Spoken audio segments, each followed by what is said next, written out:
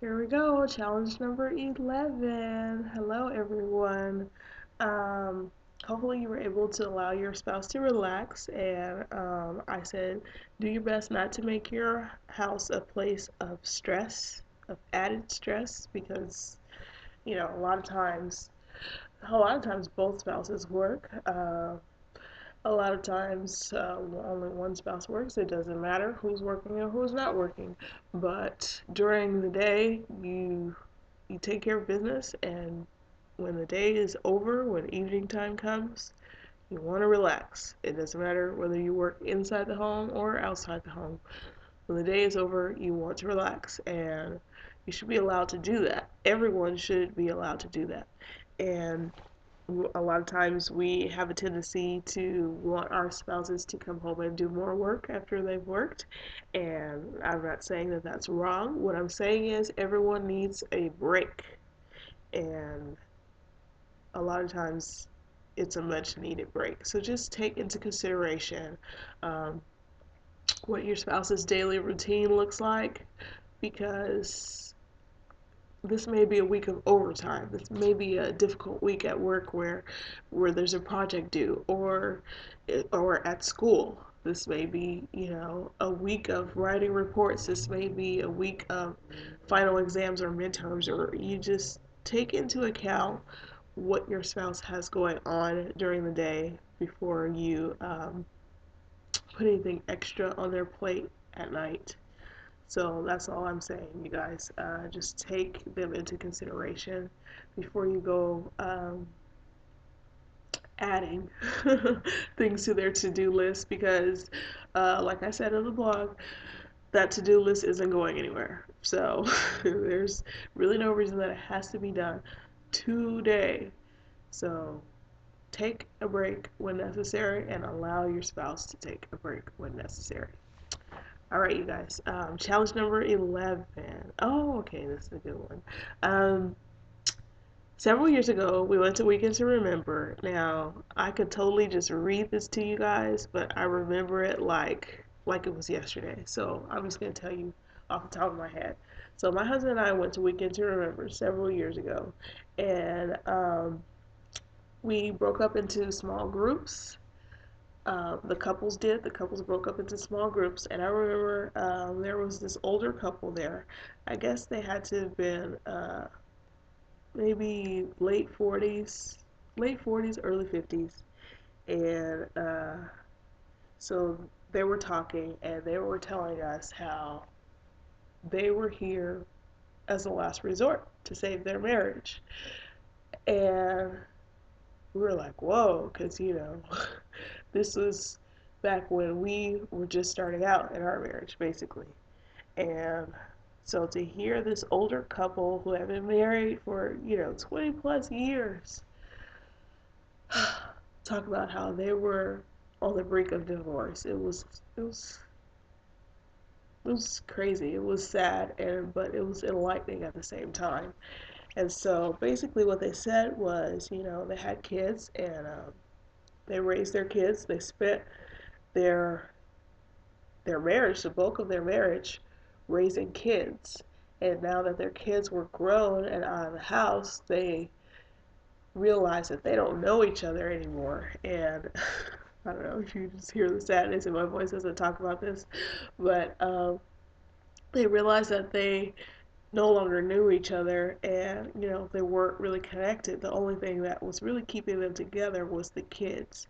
They they just worked together. They were a cohesive unit as a family when there were children involved. Like, that was what they put their time and energy towards, raising the children. And now that the children were gone and off into the world, they realized that they didn't really have a relationship. They had not spent the time during those years connecting with each other. And so that's why they were on the brink of divorce. And it's a very sad thing, but it is a sad reality. It's a very harsh reality, and I'm sure that it happens more often than not. That couples who have been married, 10, 20, 30 years, even more, once those kids are out of there and they're empty nesters and they've devoted all this time to their children, um, that things have a tendency to fall apart, and that's unfortunate. But in the society in which we live, a lot of times we are taught that the kids come first. The kids come first. The kids come first. We have to put the kids first. And your children become more important to you than your husband. And vice versa. Your children become more important to you than your wife. Their needs do.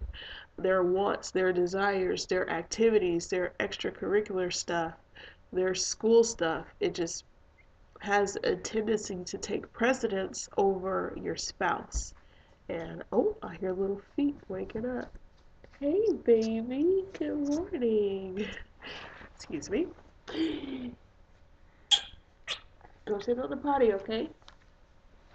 So sweet. Oh, so cute, so cute.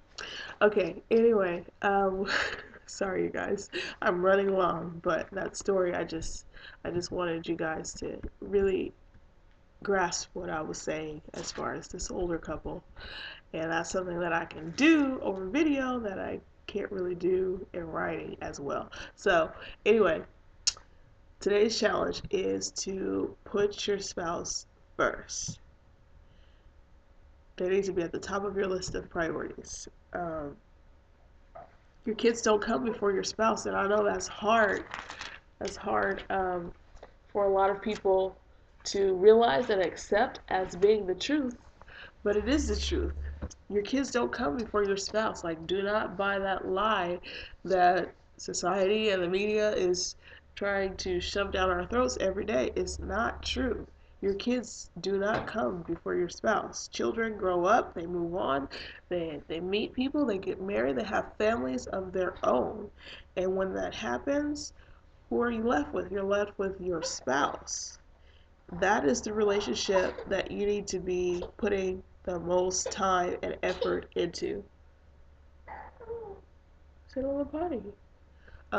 Sorry, that's the relationship that you need to put the most time and effort into. Of course, I don't mean above God. Your relationship with God is first all the time. It doesn't matter who comes along, who comes, stays, goes. God needs to be first. But when it comes to earthly relationships, your spouse needs to come first. Um, you know your spouse the best, so I can't tell you the best way for you to demonstrate this, but however you want to do it in a way that they will recognize it, show them that they are first today. Remember, children grow up, they move out, and they move on with their lives. When this happens, you don't want to be left with distance and brokenness in your marriage. So put forth every effort possible to show your spouse that he or she is in their rightful place in your life, first among men, not before God. Just making that clear. All right, you guys, take care. Remember these words because they're important, and put your spouse first today. All right, see you later.